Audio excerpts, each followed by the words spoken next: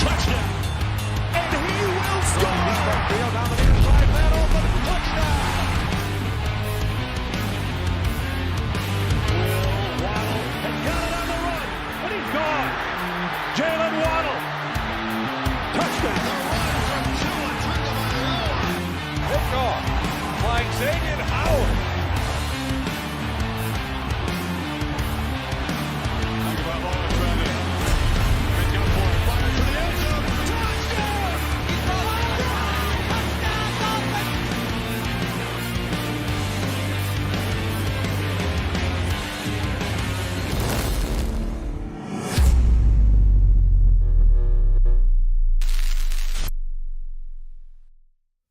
What is good, Fin Nation? What's good? It's your boy Reason, and we are back here with yet another one. I hope all of y'all have had a fantastic week, and you have a fantastic weekend lined up for y'all as we head into it. It is Friday night. I appreciate y'all for coming out here. We're going to preview the Jets and the Dolphins game.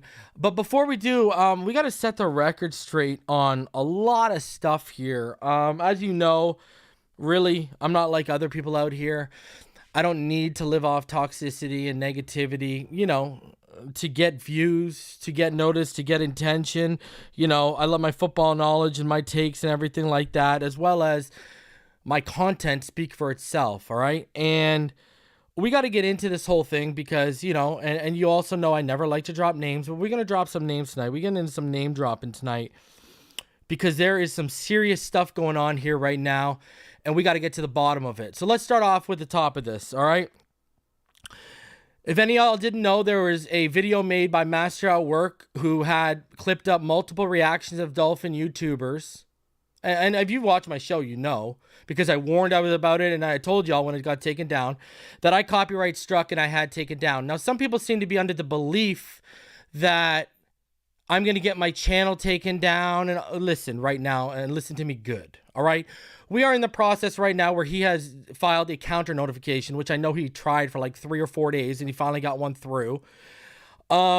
And basically, I have 10 days to issue legal action to keep the infringed video basically off YouTube. So it's down to me whether I want to take legal action or not. Now, if I do not take legal action, and listen, I want people to understand one thing. There are multiple lawyers in the Dolphin fan base who I've already spoken with who reside in the U.S., as well as I've had my own entertainment and copyright lawyer since going back to when I was in the music industry. So I'm not sitting here worried about none of this stuff, okay? My channel ain't going anywhere, all right? Unless I decide to take it down, Finside the NFL is not going anywhere right now because guess what? We're not going to get into all the details, but to say I have a case is to put it lightly. Anyways, in a video that was since been released to him, and hey, he can delete it all he wants. I've downloaded it. I've got a copy of it. People have emailed me, people have DM'd me, and without even asking, people have been reporting this video. So, hey, y'all want to report the video? That's on you. I'm not here to ask anyone to do anything for me.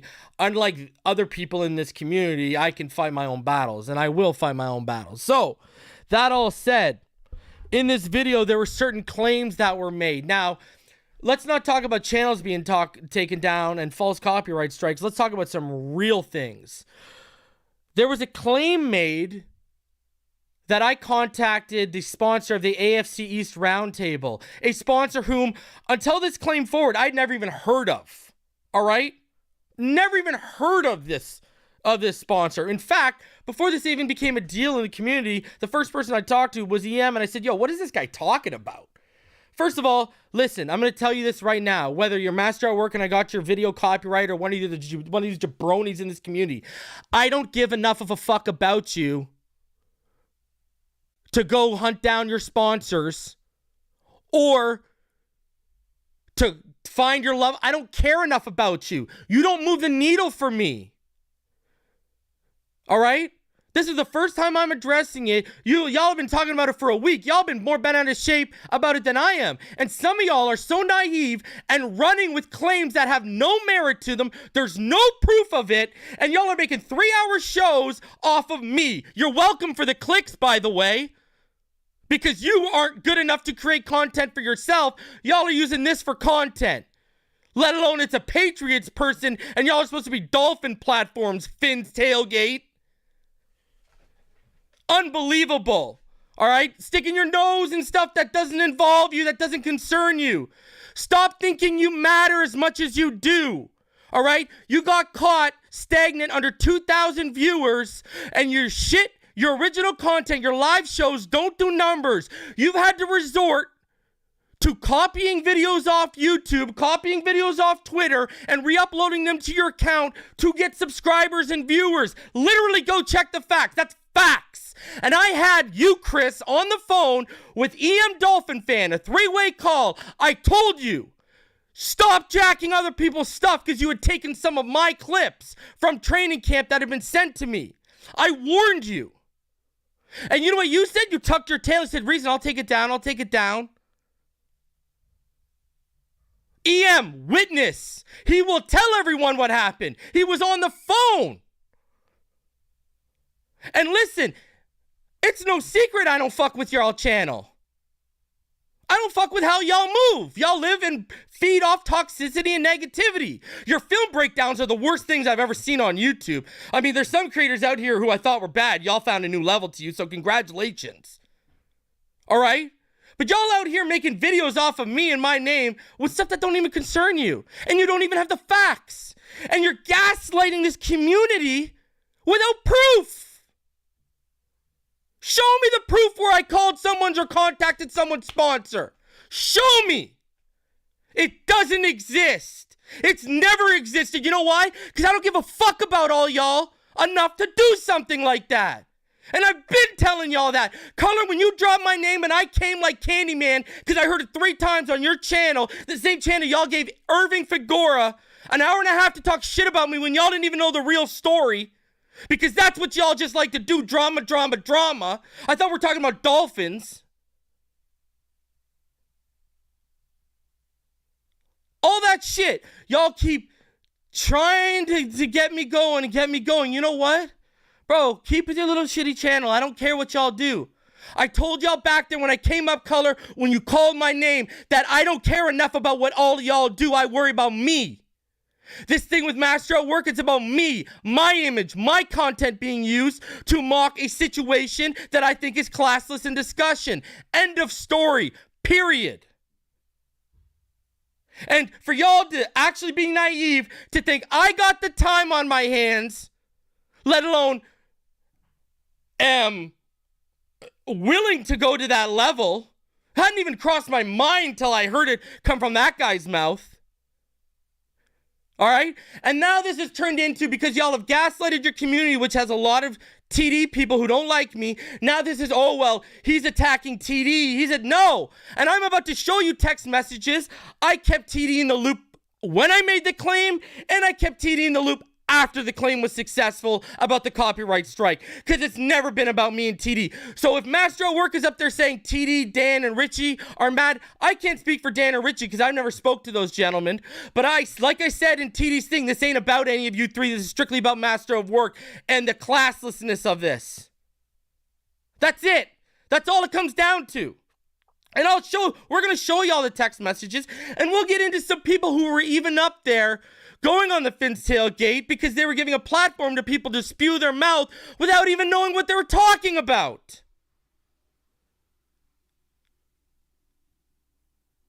Unbelievable. Welcome. You've all earned Jabroni of the Week. I'm proud of you guys. You got your little clout. You got your little name drop on my channel. Was it worth it? Because I'm about to make this situation look whole stupid as shit. So let's get into it. Let's start it off. Let's go off. Let's start. There you go, right in front of you. You can even see my message to him on August 14th when I messaged TD, when, if you can check the date, that was at 1:46 a.m. when a couple hours earlier he announced he couldn't stream that night, one of the preseason games. I hit him up and I said, hey, bro, I'm here for you. Be blessed. Be good, my guy.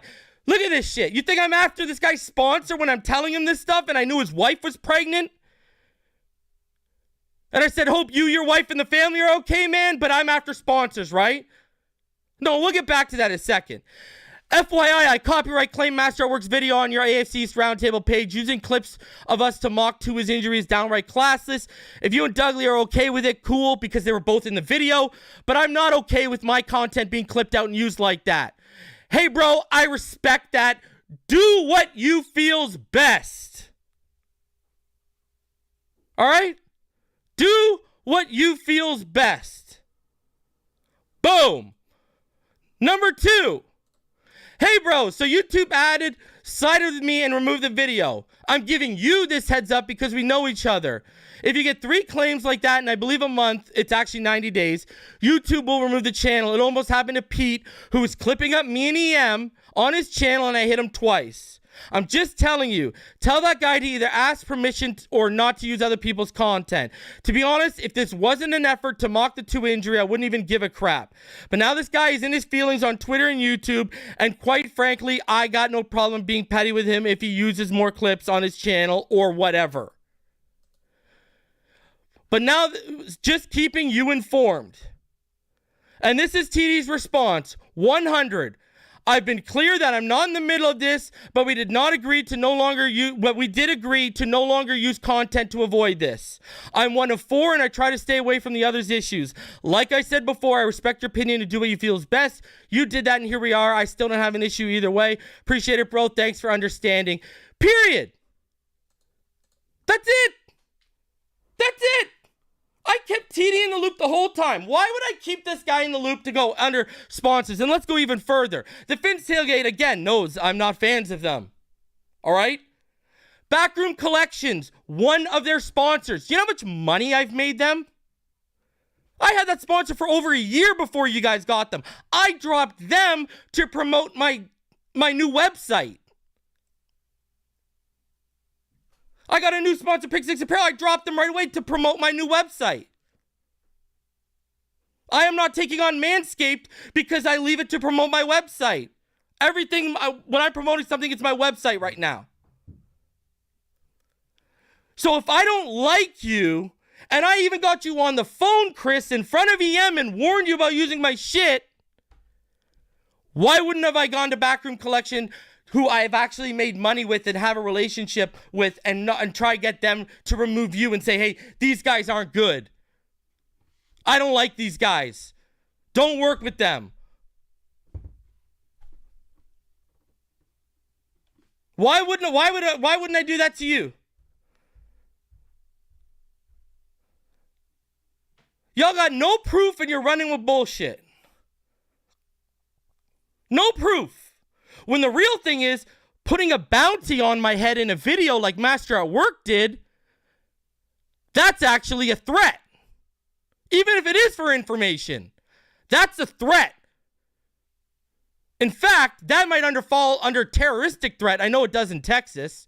Shout out to EM, former sheriff, who let me know that.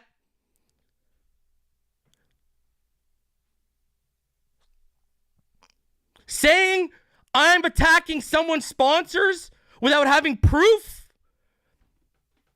That's a defamatory comment. What are we talking about? What's real here? But y'all out here running your mouth and jumping to conclusions without getting the whole story. And I tried to mind my own business and deal with it quietly and let that be between me and him.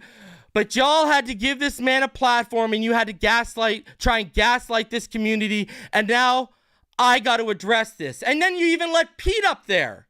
The worst part is you let Pete up there. Pete, who goes up there and complains about the whole sponsorship thing. Well, let's call this out, bro. You're going up here talking about me hitting up sponsors and bitching about me sponsors because I hit you for trying to use my clips to mock me and EM. Well, do you remember this, Pete, from March 2021 on Twitter? I screenshotted it so you can delete it, but I got the screenshot.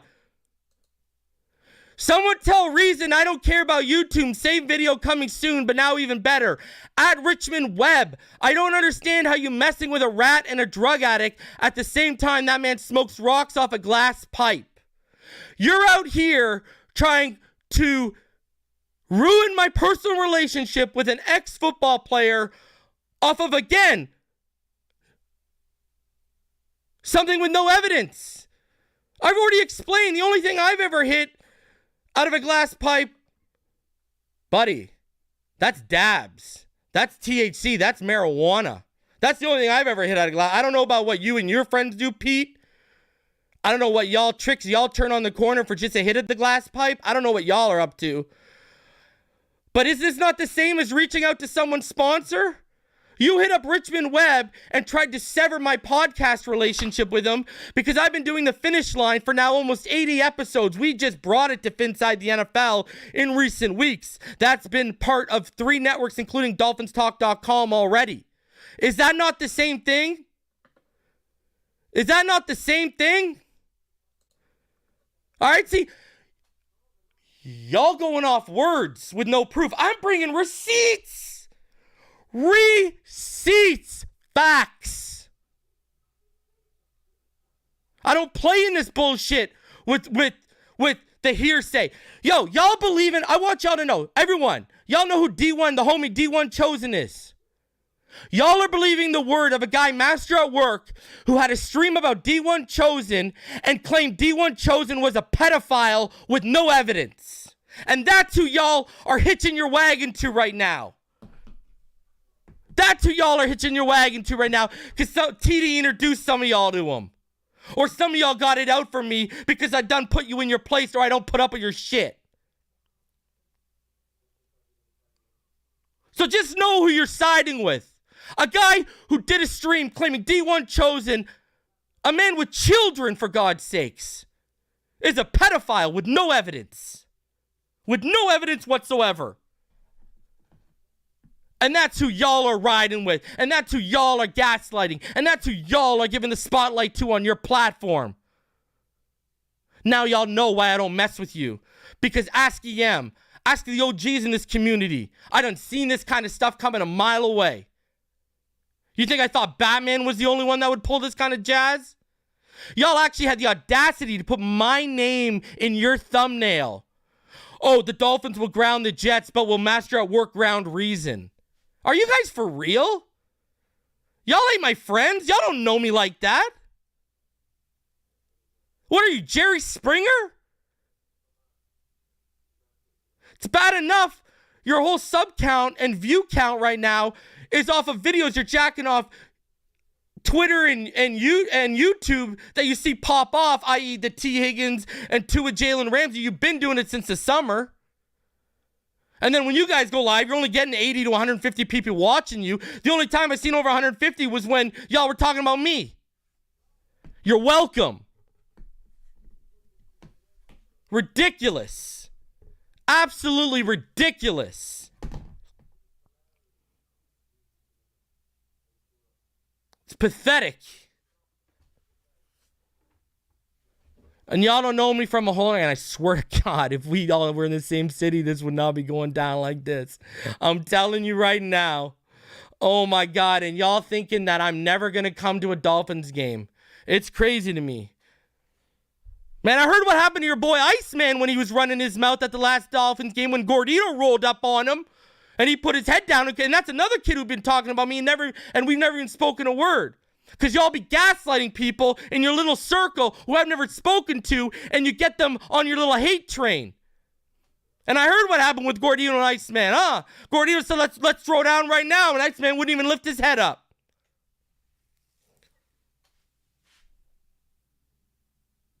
Unbelievable, man.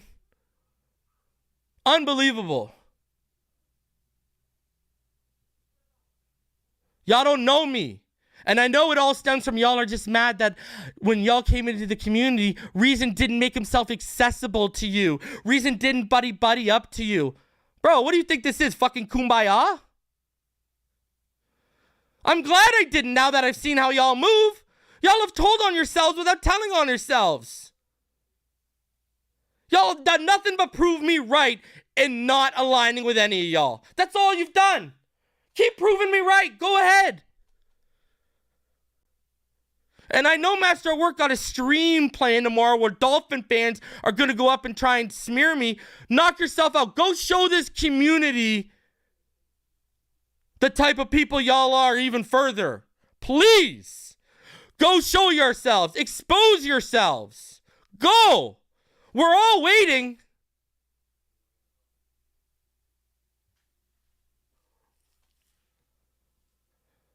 All because y'all aren't content drinkers. I be telling all of y'all. This is just new versions of FinFans panel. And you know what? When this community was me, TD, Doug, and FinFans panel, whether it was on YouTube or Twitter, it was better off.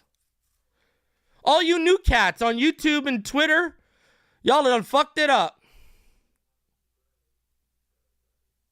And not in a good way. And that's why I don't mess with people. Let me tell y'all, CB83 is one of my dudes in this community. He's the first channel I would go on. I told G I'd go on his channel. Bro, y'all are ruining it for other people.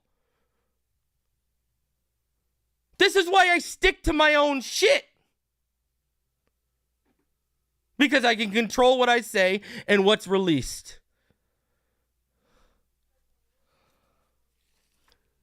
And if I was going to go on a little tour, Geo and CB83 would be the first ones I would hit up. And the first guys I would help. Because they are the only ones that have shown me they're not snakes. But hey, when the grass is cut, the snakes will show. Gotta thank the little homie Master at Work for that, though. And don't think people aren't seeing y'all. Don't think people... The thing is, you think people aren't seeing y'all or just aren't saying anything and they're cool. Or people are in your chat who are well connected to me and y'all think it's all cool that y'all popping off and they think it's cool. Bro. Hey. Keep doing you. But I just shown y'all all the proof. Master at Work told y'all all these guys were pissed. Well, I just showed you. I can't speak for the other two. But I should have showed you. TD told me he ain't pissed. Where did he tell me he was pissed? I've just given y'all tons of proof as to why I wouldn't go to anyone's sponsor. So, hey. And I even brought y'all receipts for Pete. So I just spit nothing but facts. I don't give a fuck about enough of y'all to go to your sponsor. Period. End of story. Master at Work, that video got taken down. And whether it's reinstated in 10 days and down for a total of 3 weeks or not, my issue was the video and the takedown of it. I don't care about your sponsors with the AFC East Roundtable. Me and TD are cordial. I would not affect TD's pockets. I don't know Dan and Richie. I got no reason to try and affect their pockets over y'all sponsor. Period. That was just a message. Don't use my shit. Keep my shit out of your little clip stuff, especially when it comes to classist acts like that. Period. So, wherever this goes from here, this is, as far as publicly, this is the last time I'm addressing this. This is all I've got to say about it.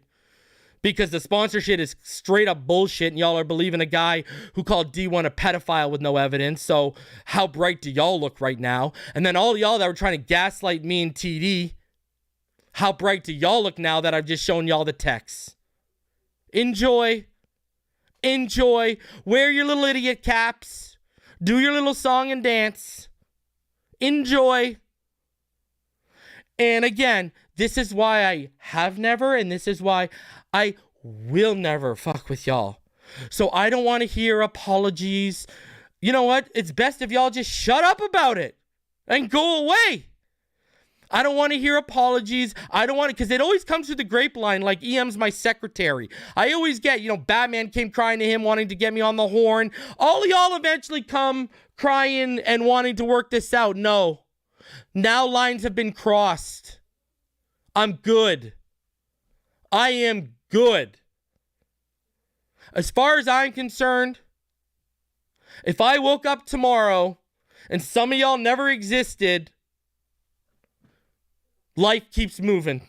Seriously. This has been an absolute eye-opener to how toxic and negative our fan base truly is. Period. I got nothing left to say to any of y'all involved.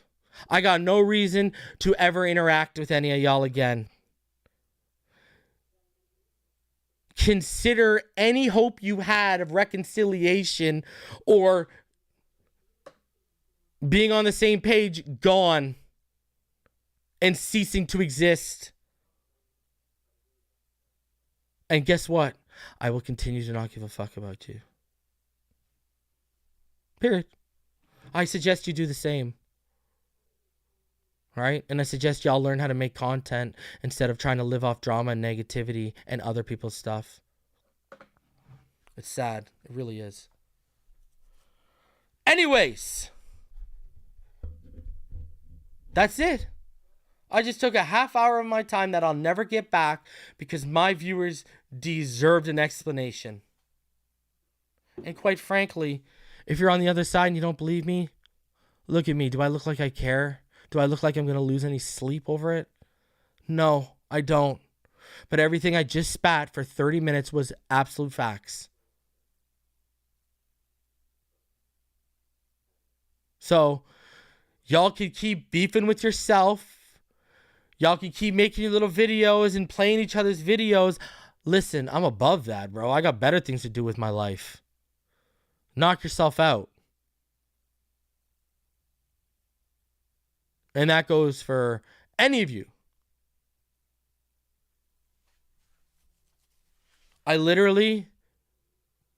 Y'all don't affect me.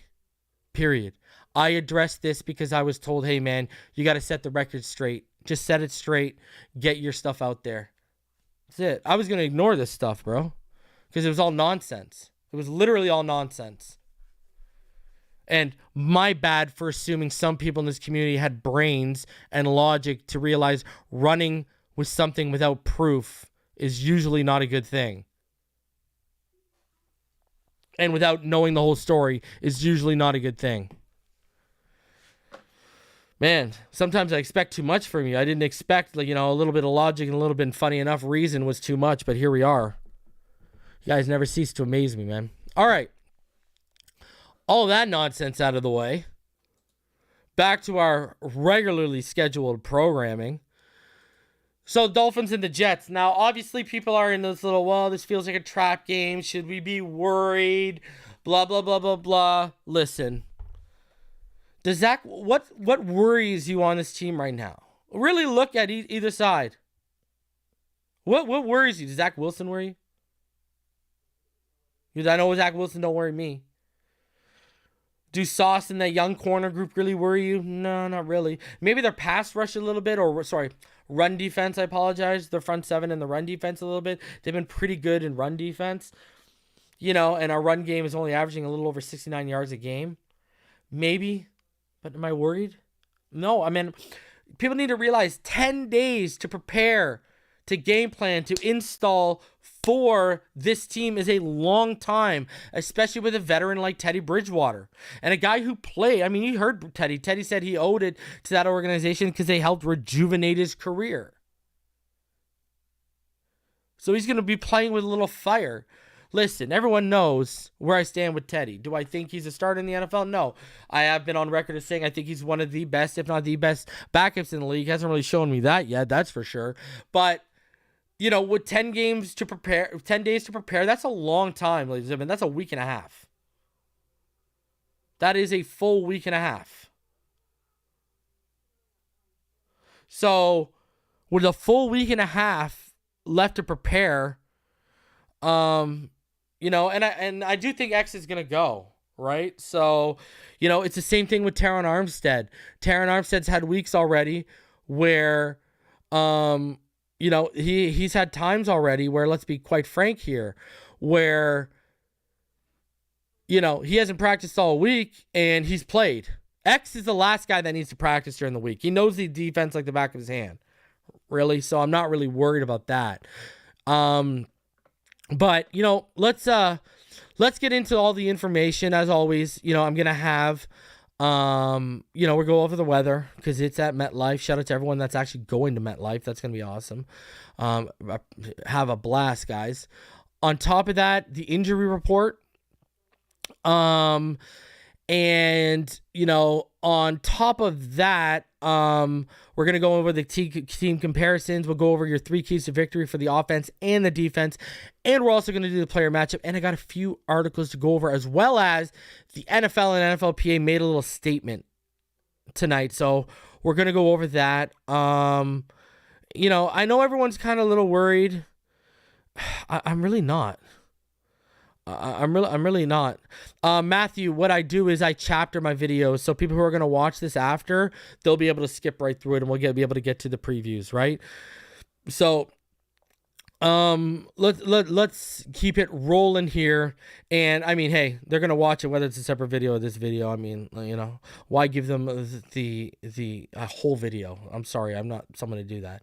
I only need 25 minutes. I don't need 3 hours one night and 3 hours the next day and an hour another night, like all these other people do to make their content. So let's get into this with the weather and what it's looking like at MetLife.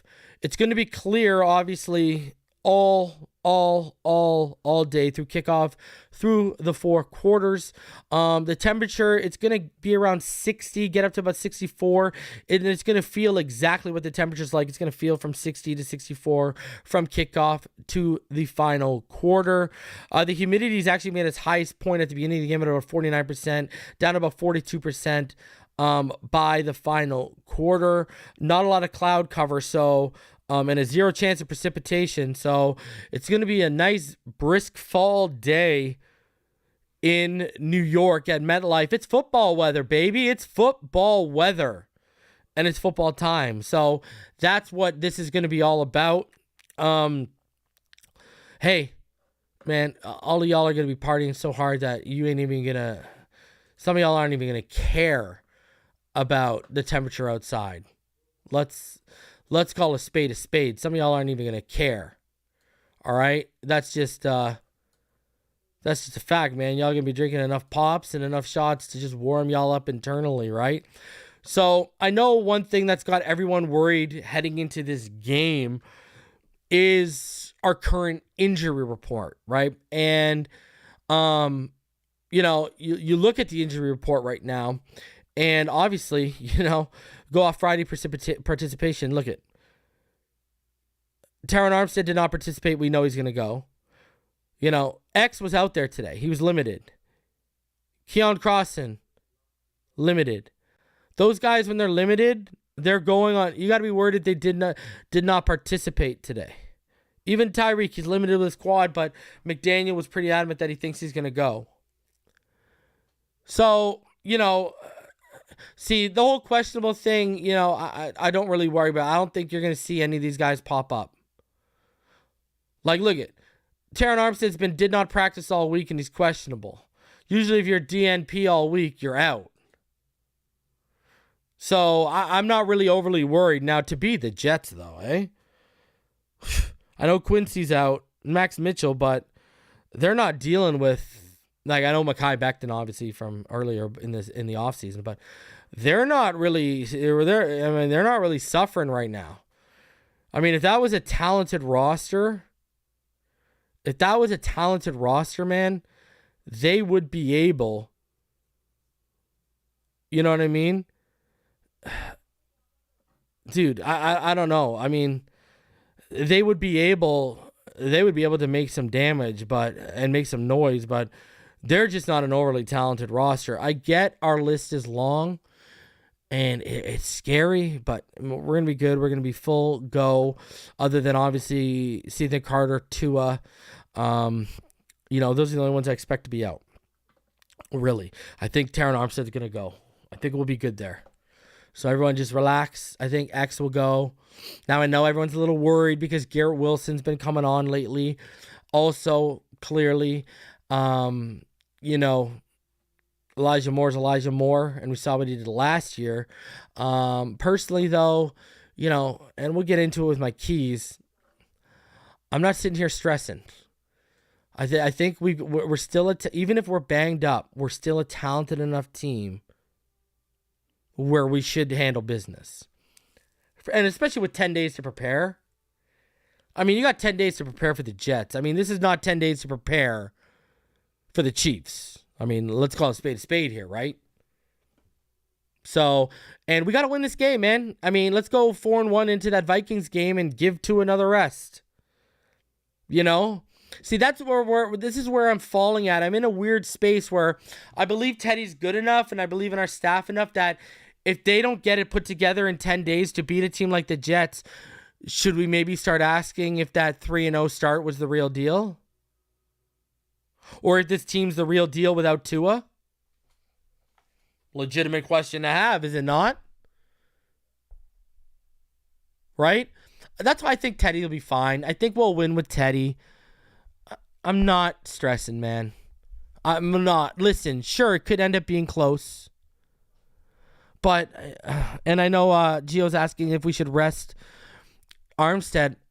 With Jackson out, you know, is Jackson back this week? Has anyone heard anything if Jackson's back this week? Does anyone know? Because if Jackson ain't back, then, you know... And I don't think he is. He hasn't been activated. I haven't heard anything, at least. We're too thin. We're too thin, right? Yeah, next week. Sorry, yeah, Wendy's right. Next week is going to be back. We're too thin. You're not going to put Larnell Coleman out there. You would have to, if you were to sit Armstead, you'd have to kick Little to left tackle, Hunt to right tackle, and slot Robert Jones in at right guard. Too many moving pieces, I think. But hey, I could be wrong. Just my personal opinion. Let's keep it rolling, though. Let's look at how these teams compare through 4 weeks of play, because there is some interesting stuff. Now, there are some contextual things are needed here when you look at some numbers, right? So let's get into them. So right now, the Dolphins have the 10th, ranked for the 10th total offense in terms of 361 yards per game. The Jets are 8th, averaging about 364.5. Now, context. Flacco was putting up crazy yards in the first 2-3 games. Like, he was having 300-plus yard passing games. That's why they're the 4th best passing offense. 277, obviously 291.8, the 3rd best passing offense for the Dolphins. The reason why this context matters, too, is because Flacco's not playing. So you can throw this 8th total offense and the 4th passing offense out the window because that was mainly under Flacco. So you can throw that out the window, right? After 3 quarters last week, Zach Wilson had like a 13.8 passer rating. Please. All right? Not worried. Scoring offense, even with all those yards, though. Watch this, though. Rushing offense now, both not good. 28th for them at 87.5 yards, but that's still, guys, 18 yards better than us at 29, averaging 69.3. Scoring offense, 9th for us at 24.5. Now look at this. Only averaging 19 points a game, right? Got those inflated stats, but the points, you know?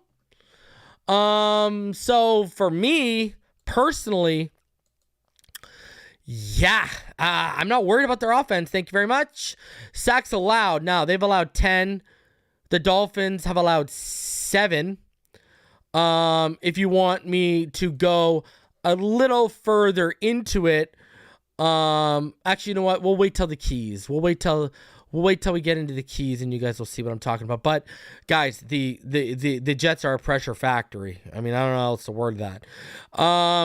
Third down defense. Now, third down offense. Now we got the 10th best, but this was also again mainly under Tua, 41.9%. They are the 21st at 37.1.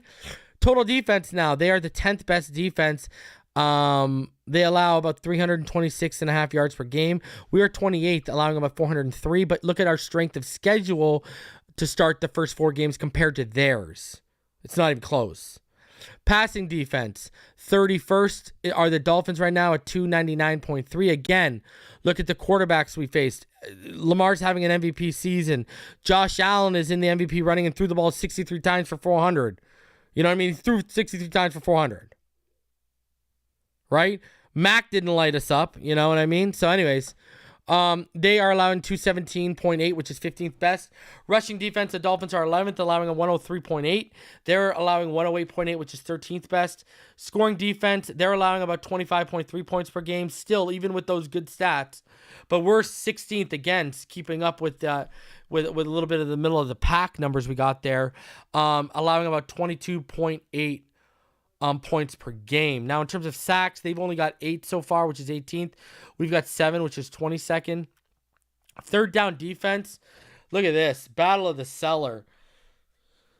They are allowing teams to convert at a 51% clip, which is 31st. The Dolphins are allowing teams to convert at a 50% clip, which is 30th. Brutal. Who's going to win that battle, huh? Now, takeaways. The Dolphins have 4, which is tied for 21st. The Jets, they had 7. They have 7 takeaways, and that's tied for 7th best. Now, the Dolphins, they've only gave away the ball 4 times, while they've given the ball away 9 times. We're 5th best at that. They are 28th. So there is, they give the ball away. You're going to have chances, and you're going to have to take advantage. They give the ball away. So,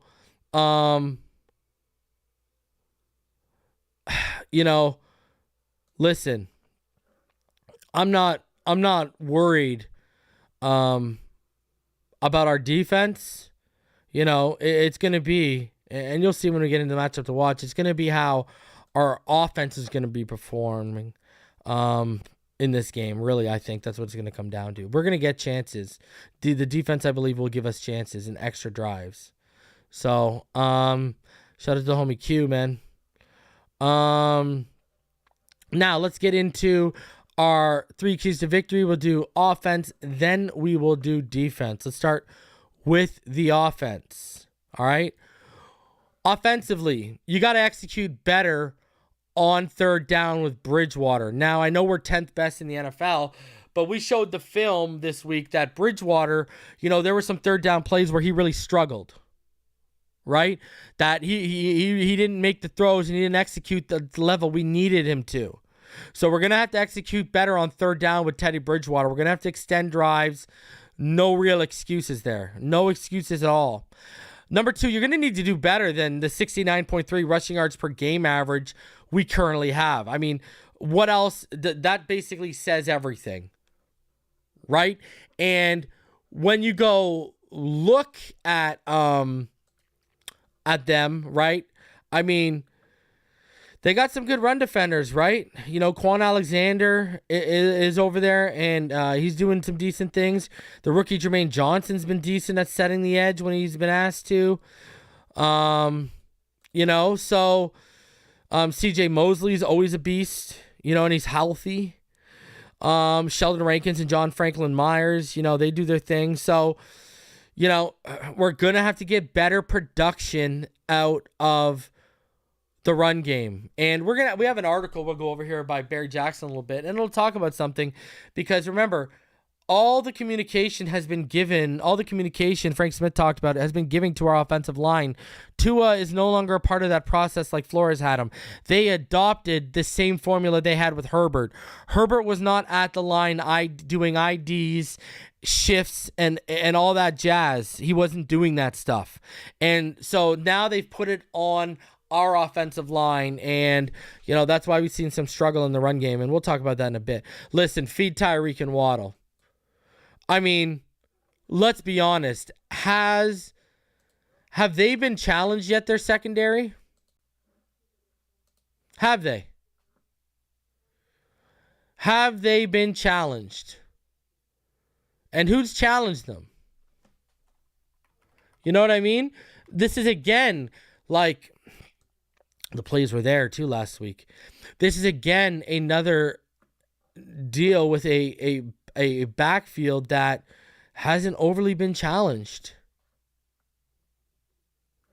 And you're going to need them. Feed them. Teddy, what do you got to lose? Listen, you want to hit Sherfield now and then? Feed him. But who have they faced receiver wise?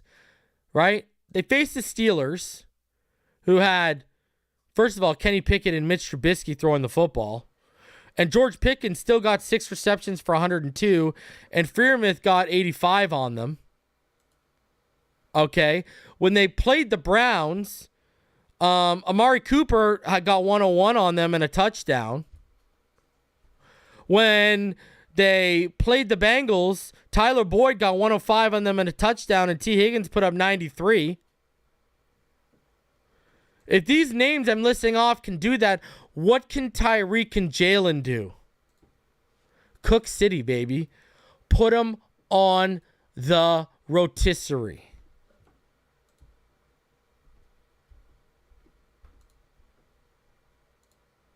All right? I don't care if it's DJ Reed Jr., Sauce Gardner. I don't care if it's one of their safeties, Jordan Whitehead, LaMarcus Joyner. I don't care. Put them on the rotisserie. Hell, put Michael Carter on the rotisserie too. He's given up some yards and a touchdown. He's given up a lot after the catch. There's going to be matches to exploit. Feed Tyreek and Waddle. Exploit the matchups. They should eat. Reek and Waddle should eat this week. Even with Teddy. All right? Let's call what it is. Even with Teddy, they should be eaten. Because right under Teddy, there was that Colts wide receiver. Who was what's his face when Teddy was there? He started getting injured the last couple years. Isn't the dude from Florida? We almost signed him. Man, why is his name slipping my head? Let me see if I can look it up. Let me see. Who was it? Who was that? Anyways, whatever. Anyways, you know what? Like, listen. All right, this man got Tim Patrick paid in Denver. All right. He got Tim Patrick paid in Denver. Let's get it, Teddy. All right, let's get it. Well, it helped Tim Patrick. Drew Lock helped a little bit too. All right, let's keep getting it here. Personally though, Teddy, I think we can win with him, man. I ain't worried. Now defensively, our keys on defense. This is what I got. Make Zach Wilson beat you from the pocket. Period. Make him beat you in the pocket. If he can go and have the game of his life and beat you in the pocket, listen, I don't think any of us can live with a loss. But if we can live with if it's gonna take an anomaly to beat us, it's much easier to get beat by an anomaly and accept that than let this guy move around and improvise and make plays happen and make plays with his legs. So, I mean, I know, listen, I think he's only thrown the ball, 18 times so far right now? I think so, at least. Listen, this I don't know what to say, bro. I don't think Zach Wilson's very good, and even when, I mean, he's been decent when he was kept clean, but when he's under pressure, the guy's 3 for 13 for 46 yards and a 23.1 completion percentage. Get pressure, make him beat you from the pocket. Next one, the Jets turn the ball over consistently. You got to make them pay when they do. I went over the stats, right?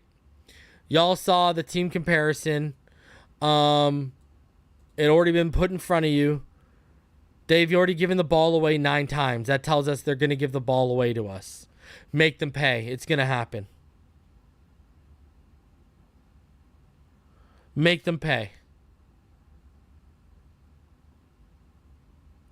So, Last one, the pass rush needs to show up as the Jets have given up 76 pressures in 4 weeks. I mean, guys, that's not good. That's not good at all. They have been terrible in pass pro. Laken Tomlinson has given up 15 pressures. Elijah Vera Tucker, 14. George Fant, 13. Max Mitchell, who's out, 13. Connor McDermott has given up 7 on just 53 pass blocking snaps. McGovern's given up 5 himself. They give up pressures.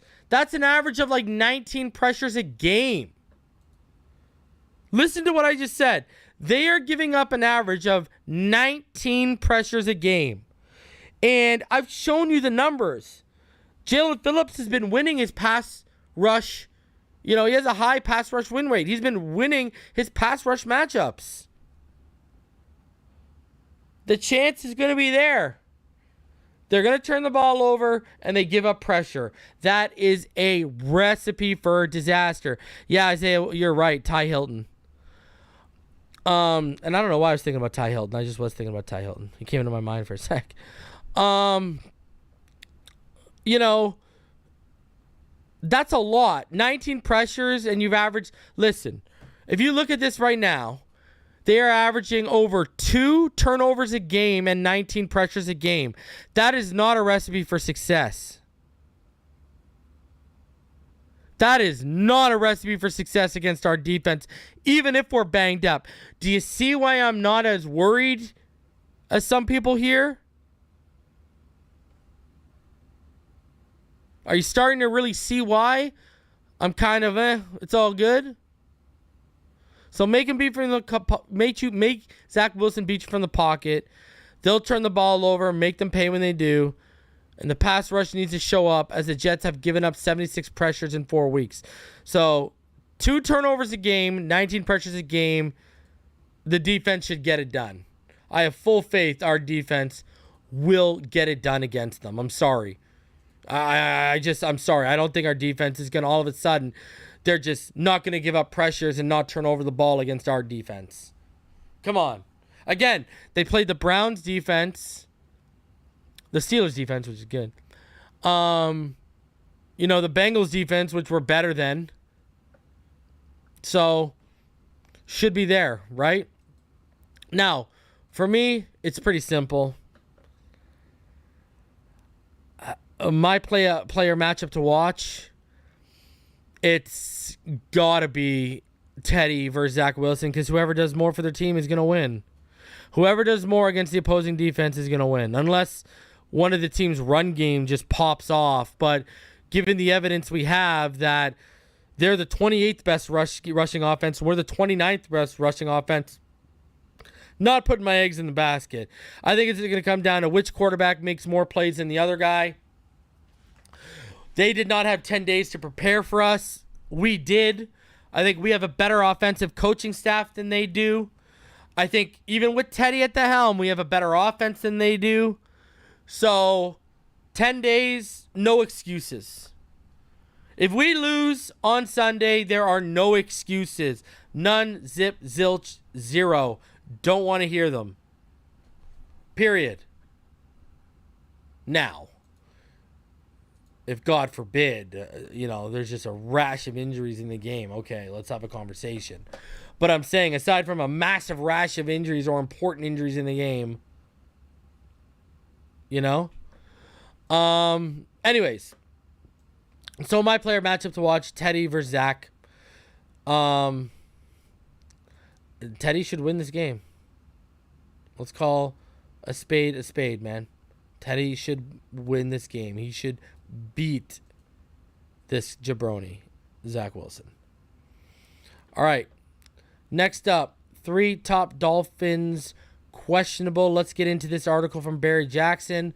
An insight on teams' 3 biggest weaknesses so far, because they talk about the run sets here, our offensive line running game. So the Dolphins listed 3 of their best players as questionable for Sunday's game at the Jets. Xavier Howard, Tyreek Hill, and Jalen Waddle were all listed as questionable. All were limited in practice Friday. Hill has been slowed by a quadriceps injury that has surfaced in practice this week. We are treating it, and we are hopeful he will play, Coach McDaniel said. McDaniel said he's comfortable playing Howard on Sunday if he feels well enough, even though he wasn't a full practice participant this week.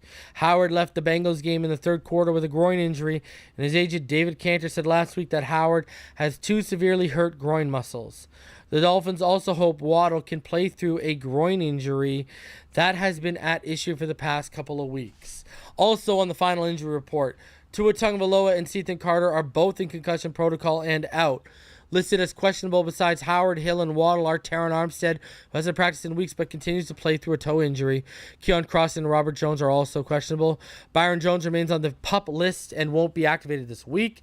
The Dolphins would need to create a spot on the 53-man roster to activate Clayton Fledglam, who is eligible to come off IR. He has practiced this week. Through 4 games, we know the Dolphins have a dangerous passing offense, a pretty good run defense, and an above-average fourth down defense. They have speed to rival any team in the league. They have one of the best receiving tandems in football.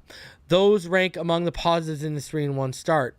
What's concerning is this: few teams run the ball worse than the Dolphins this season, and only one team has permitted a higher passer rating against opposing quarterbacks, and only 3 have fewer sacks. The Dolphins knew their defensive backfield might be vulnerable, with Jones beginning this season on the PUP list. He remains out indefinitely. What they couldn't have expected was a rough start to the season by Howard, who left the Bengals game in the third quarter with a groin injury that began bothering him a week earlier against Buffalo. Howard has permitted a 149.3 passer rating in his coverage area. 14 of the 21 passes against him have been caught for 269 yards, 4 touchdowns, and no interceptions. Only Chicago's Kyler Gordon has permitted more passing yards per PFF. By contrast, Howard closed last season with an 88.2 passer rating in his coverage area, 48 completions and 84 targets for 717 yards, with 7 touchdowns permitted and 5 interceptions. Undrafted Nick Needham has exceeded all expectations in his pro career, but his coverage numbers rank in the bottom tier of cornerbacks. So far this season, he's allowed a 119.8 passer rating with 1 touchdown allowed. Kadir Kahu has made some very good plays, but also allowed 14 of 20 targets to be caught for 182 yards and a 98.3 passer rating against. Overall, the Dolphins have permitted a bloated 107.7 passer rating against, compared with 85.4 last season. In Miami's defense, they have faced 3 very good quarterbacks in Lamar Jackson, Josh Allen, and Joe Burrow, and Mac Jones is decent. But that 107.1 was the second worst in the league entering Sunday, ahead of only Tennessee at 107.2. It hasn't helped that the pass rush has produced just 7 sacks. The Dolphins mustered just 1 sack against the Bengals team that entered having allowed a league-high 15. One problem against Cincinnati linebacker Andrew Van Ginkel said is not being able to get the sacks when we needed them, not being able to finish the drives. That's something we have to work on. Emmanuel Ogbah, who had 9 sacks each of the past 2 seasons, has only 1 so far. We definitely have to improve as a pass rush unit. Ogbah said we have to get better at affecting the quarterbacks. I know Joe Burrow got rid of the ball pretty quickly during our game.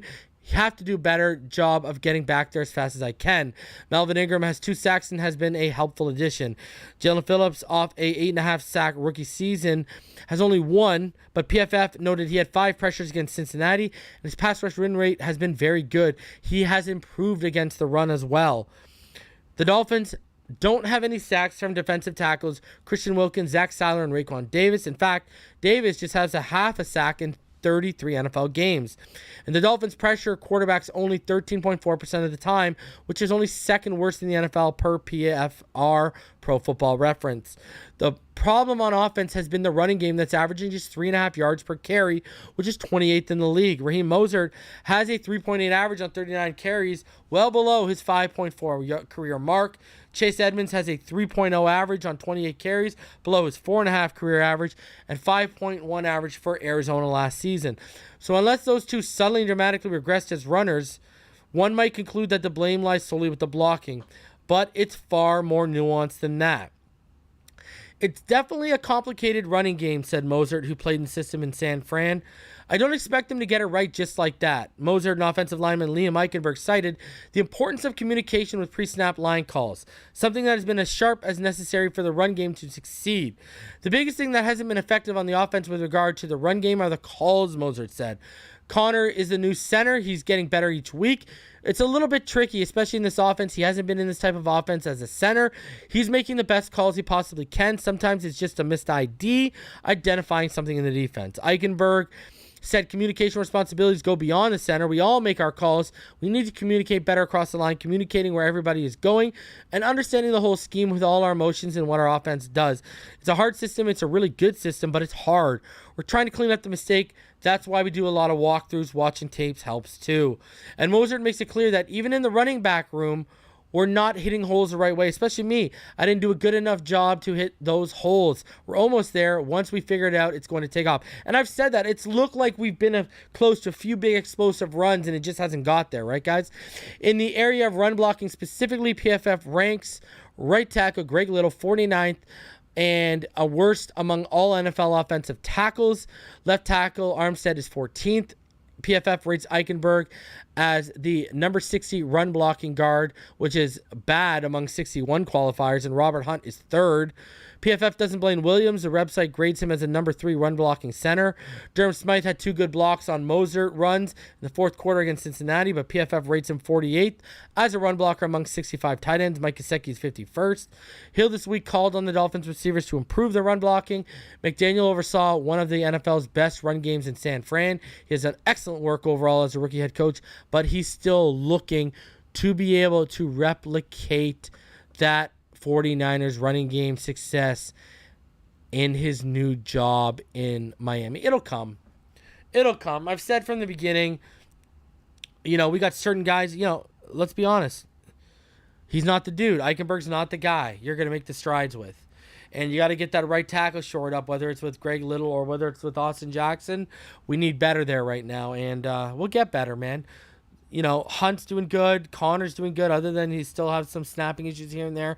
And Armstead's being Armstead. So, and he's ranked 14th, with a toe injury. So, I'm not worried. It'll come around. And I've said, this run game, once it gets going, the sky is the limit. Sky is the limit. Sky is the limit. All right? Now, finally here, I got to go over this and interesting thing here. First of all, the NFLPA. Well, let's get into some concussion conversation here to end the show. The NFLPA, they released a statement on Friday regarding the league's concussion protocol after agreeing to changes and is asking the NFL to implement these changes before the weekend's games. Our union has agreed to change the concussion protocols to protect players from returning to play in case any similar incident to what we saw on September 25th. The NFLPA board and executive committee said in a statement, "We would like these changes to go in effect before this weekend's games to immediately protect the players and hope the NFL expects changes before then as well." The announcement comes after review over how Dolphins quarterback Tua Tagovailoa's concussion evaluation was handled in Week 3 against the Bills. The September 25th incident the union is referring to is when Tagovailoa appeared to suffer a head injury after being pushed to the ground against the Buffalo Bills. He was unstable when he got up and left the field to be evaluated for concussion.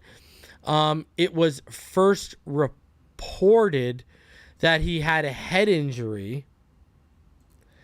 But following the game, Tagovailoa and the Dolphins said he sustained a back injury, which caused his unstable gait.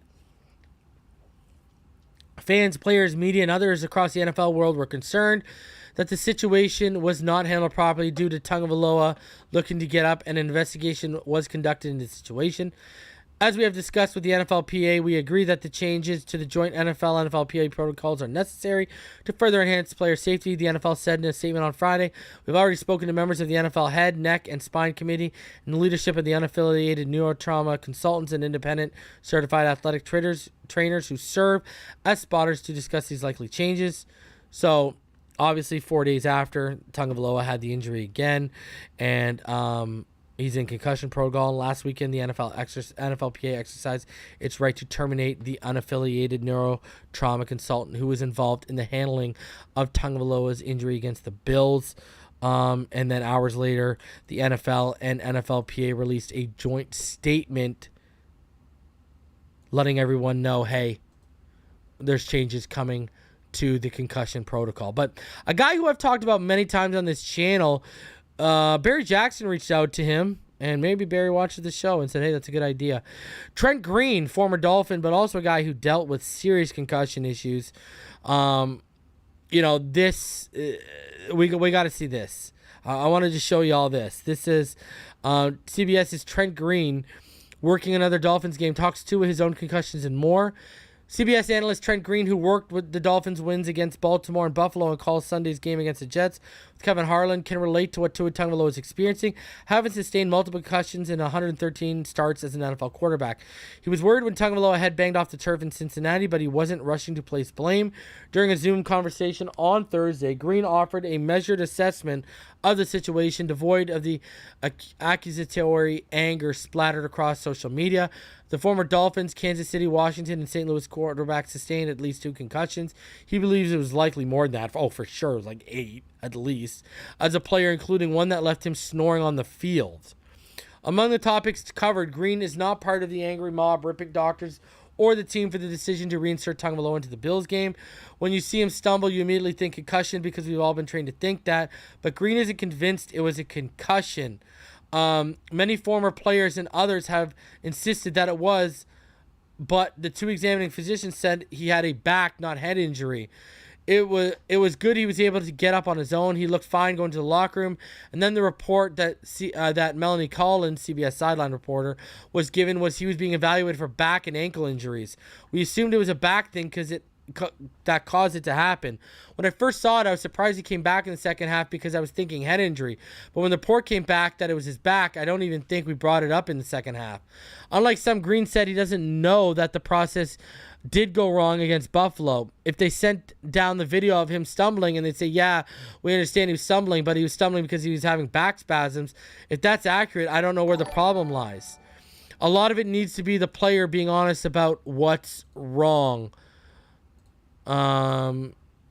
So according, to Amazon, the NFL and the union haven't been able to agree about whether the league's concussion policy was violated during the Dolphins-Bills game. Green said seeing what happened on Thursday night to Tua is scary, but that injury didn't make him more inclined to question Tagovailoa going back into the game. The only national analyst who has strongly criticized Mike McDaniel is former Jets coach Rex Ryan, who said allowing Tagovailoa to return to the game is an epic fail. It's a fail on the coach, too. As a coach, you're the last line of defense. I'm not letting that guy back out there. This is clearly from head trauma. Green doesn't agree with that at all. Trent Green, that is. Don't put it all on Mike at all. We don't even know if Mike saw him stumble. Mike is a play caller. He's probably looking at their play sheet. The doctors, their job is to do the evaluation. The trainers, the unaffiliated neurotrauma consultant, that's their job. Again, Trent Green's right. They give him the information, and he has to make an educated decision based off that. If Mike goes in there and says, wait a second, I saw him stumble, even if he did stumble, and the doctor says it's because of his back spasms, well, okay. You don't put that on Mike McDaniel. And Jimmy Johnson mentioned on Fox that the coach is never involved in the decision about whether to medically clear a player to return. There you go. Right there. Green has questions about the expected change in concussion protocol, the one that reportedly will rule out a player from returning to the game if he exhibits gross motor instability. We have to draw a fine line here with gross motor instability. If a player is having a back spasm and goes to the ground, maybe at halftime, they are able to relax those muscles, do stretching. That general term, there would have to be some clarity with the guidelines. If they did an evaluation and from every indication they did, it was more than one person that did, and they determined it wasn't head trauma, how do you keep the player sidelined? So how many concussions did Trent Green have? Based on the way they label concussions now, I have no doubt I have more than 2. I retired with 2 concussions, but I was knocked out twice. I played on turf, and that's hard as the table I have my iPad set on. I got knocked out on 2 occasions, one in Kansas City, one with the Dolphins. I feel for Tua. I was immediately thinking more about his family. I understand his parents were in attendance, so they were able to do with him. You got to remember, guys, because Paycor Stadium is that hard turf, right? It's like bouncing off concrete. It's not like natural grass. I understand his parents were in attendance, so they were able to be with him. That was the scariest part for me because with his Dolphins concussion in 2017, My family did not instantly know what was going on, is what Trent Green said. I give all the credit to the Dolphins and the medical staff and trainers at the time. They called my wife immediately and gave her updates because we were on the road in Houston and she was back in Miami. I've had nothing but great things to say about how the Dolphins handled the situation. They protected me. I was stubborn like an athlete, and I wanted to play like all athletes. The next day, I went in for a workout and went on the practice field and ran, and I grabbed a couple of guys to go throw, and the trainers come running out of the field and say, "What are you doing?" And I'm like, "I'm good to go. I'm just letting you guys know I'm ready to roll." And they're like, "No, you can't be doing all that." I said, "I already got my weight work in. I got my conditioning done, and now I'm going to be throwing." And they're like, "No, we've got to do an evaluation." I credit the organization for how they handled me. When I was knocked out in Miami in 2007, I was only knocked out for a few seconds. I remember going off the field on that one. The concussion I had in 2006 in Kansas City, I was out for several minutes, knocked out right on the sideline of the Chiefs, and my teammates told me I was snoring on the field. Based on what I know, does it concern me? Yes, it concerns me because there's about a 20 to 30 minute window that I don't remember. I don't remember anything until I was going to the hospital. My wife was in the ambulance with me because they had me strapped down to the board and they had my face mask off. I was still wearing a helmet without a face mask, and all of a sudden, the first thing I remember is here I am with all these bright lights on me and I can't move. That was scary. I do remember that vividly. I flipped out on her. I was like, what the heck is going on? Why can't I move? Why am I strapped down? I've been told I'll never get that 30 minutes back. Green said his main symptom after KC's snoring concussion was my equilibrium, like people who have a hard time on roller coasters. I wasn't allowed to drive for several weeks because if I had to turn my head too fast, maybe that would throw off my balance. Green consulted neurologists, neurosurgeons, and neuropsychologists for his concussions and got third, fourth, fifth opinions. One thing he learned is every single brain injury is different. I got knocked down conscious for the Dolphins and I didn't feel bad at all. I directly know people that you would look what appears to be not a big deal and they have concussion symptoms for months because of mitigating factors of where they were hit and how they were hit. Medications they were on, hydration, elevation. You cannot treat brain injuries the same. There are no two that are the same, even with the same person. I was knocked out in back-to-back years, 2006, 2007, and my symptoms were completely different. The way I was affected, my move, my overall well-being was completely different, and those were two similar kinds of hits. That's why Green said it would be impossible for anyone who isn't examining Tagovailoa to offer any educated opinion on how many games he should miss. Phil Simms said on the network's pregame show last Sunday that the doctors have told him that Tagovailoa shouldn't play for 4 to 6 weeks. The Dolphins have said there is no timetable. Does Green experience issues that he would attribute to concussions? Up to this point, no, he said. I'm in my 50s, so I have my 50s moments where I walk into a room and I'm thinking, okay, what the heck did I come in here for? Speaking to my other friends who did not get beaten up in a career that are in the 50s, they think very similar things. I don't think I'm more forgettable than some of them. I still work out regularly 4 or 5 days a week. I try to eat as healthy as possible. Try to cognitively stay engaged with friends, family members, etc. There are a lot of things I'm trying to do to combat that because of all doctors I've met with and the research I've done. I've tried to convey this to former teammates and former players. Don't just sit around and read the internet all day and watch TV. Be active. All those things have helped me. Because Tagovailoa is smaller and shorter than many NFL quarterbacks, does that leave him more vulnerable to head injuries? And Green doesn't believe so. There have been many players over the years, different sizes. I think Tua is a pretty stout guy. He's thick and put together. To me, he doesn't look frail at all. He's got the stature and body type and works at it. I don't think about him long-term with head injuries, but durability has been an issue with Tagovailoa. And Green said with anybody, you have to look at the injury history. I would become more concerned with that for him. When Green watches Tagovailoa this season, I see him play looser. He definitely benefited from the addition of Tyreek and Mike McDaniel. You see a different person, different quarterback. To me, it looks like a more confident guy. Not that he lacked confidence, that he's willing to make those throws and fire him. I don't know if he was afraid to make mistakes before. So, pretty good insight from a guy who's basically seen it all. You know what I mean? So, you know, I know I've always referenced him, and the fact that a guy who's been through what he's been through, you know, I just really can't hate on him, man. You know, like, again, that's why when people are trying to label it, you know, injury prone and et cetera, then you can't, because this type of injury would affect anyone. You know what I mean? So, and the other thing is, Tua, from what we know about, Tua's going and getting multiple opinions. He's not just sticking with the Dolphins and the independent neurotrauma. The independent neurotrauma doctors. He's going and getting his own opinions, and he's gathering the evidence to formulate a good, probably, timetable of him. And hey, no one's going to know his body better than him. No one is going to know his body better than him. And that's it. So, I mean, I don't know what else really to say. No one else is going to know. And that's going to come down to, he's just going to be honest with himself. He's got to be honest with himself. And he's got to be honest with the doctors. He's got to be honest with anyone. So it is what it is, man. It is what it is. So here's the deal, guys. I could really, hey, I could care less whether it's Tua or not. We got 10 days to prepare for these guys. Oh, sorry, whether it's Teddy or not. We got 10 days to prepare for these guys. We should be handling these guys with a 10-day wait. Period. A 10 days to prepare and game plan, we should have no problem.